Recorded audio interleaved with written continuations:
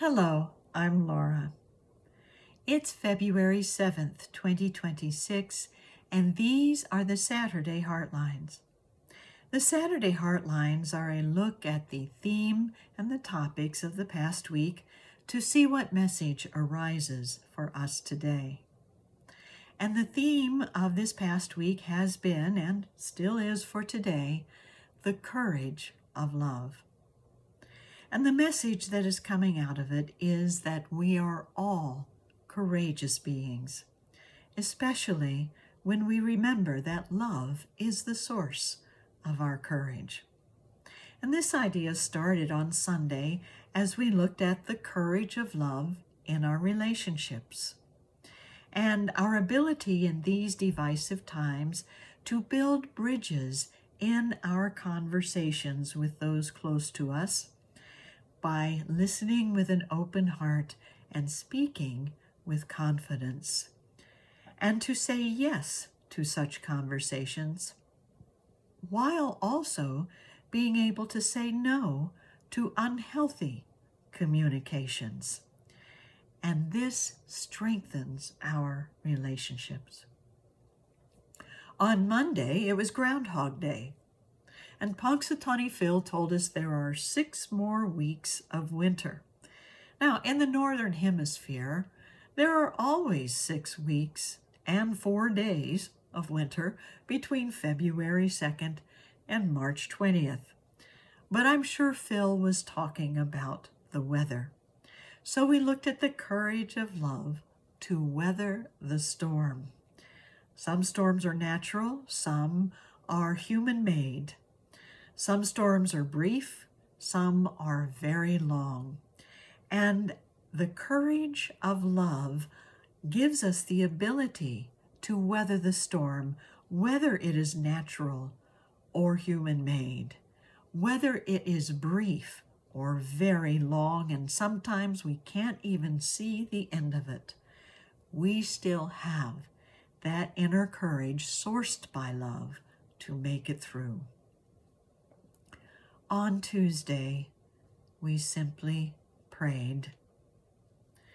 We held in our hearts the family of Nancy Guthrie and remembered that Savannah Guthrie, her daughter, asked us simply to please pray. And so, whether or not you believe in prayer, if you believe in having hope, if you believe in holding a good thought, if you believe in silently sending love to others, if you believe in affirming the truth that no matter what happens, we have the strength and comfort to make it through, then you believe in prayer. And so we held this dear family in our hearts. On Wednesday, it was our heartwarmer.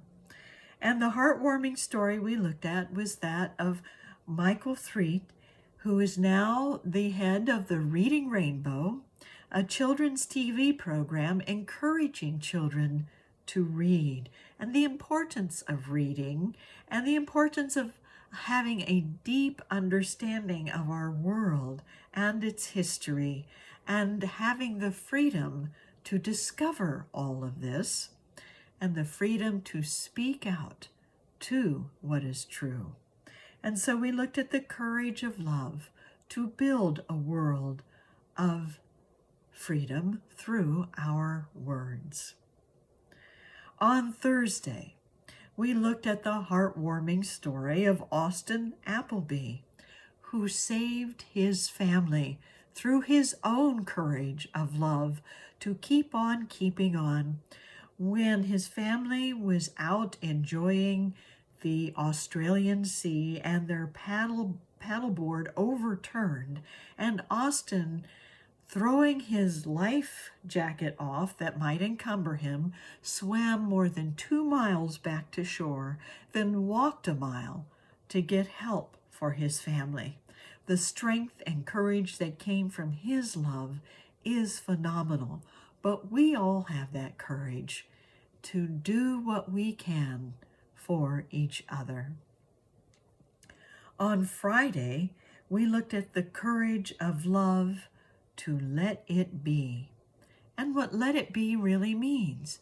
To let it be means being able to be with something, to be able to be with the facts of our history, and to learn from them to help us grow into a brighter future, and to be able to be with what is going on in our present times and our feelings about it.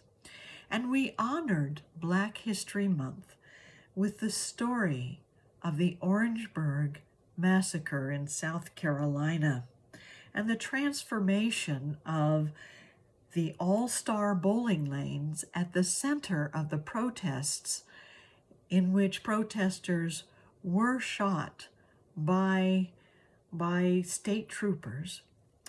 We looked at the story of this one bowling lane and their segregated policies at the center of it all, and the transformation of this same building into a center for justice. It is now the All-Star Justice Center, honoring those who were killed in that massacre: Samuel Hamilton and Delano Middleton and Henry Smith. And so that brings us to today, and to honoring the courage of love that lives in and as all of us, for we are all courageous beings. And we're going to get in touch with that courage right now in a moment of quiet contemplation. So let's take a deep breath and close our eyes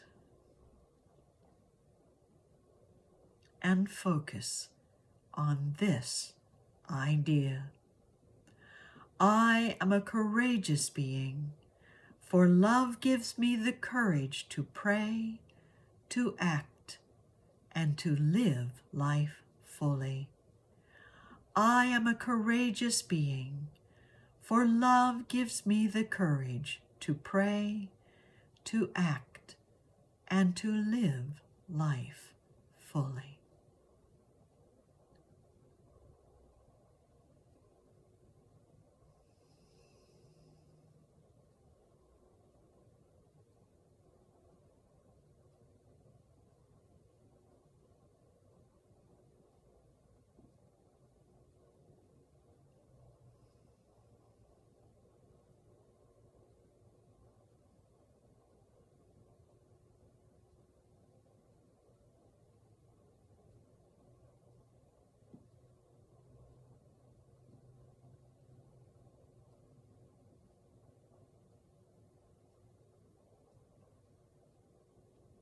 And so it is.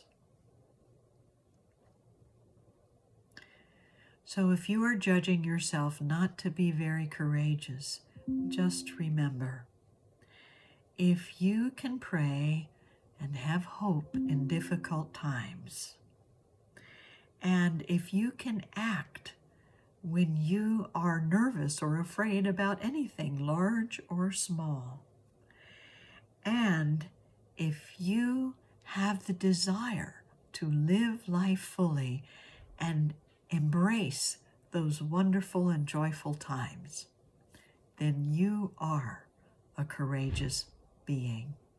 So thank you for your courage joining with mine today to create a fresh future and a beautiful world. Have a wonderful day.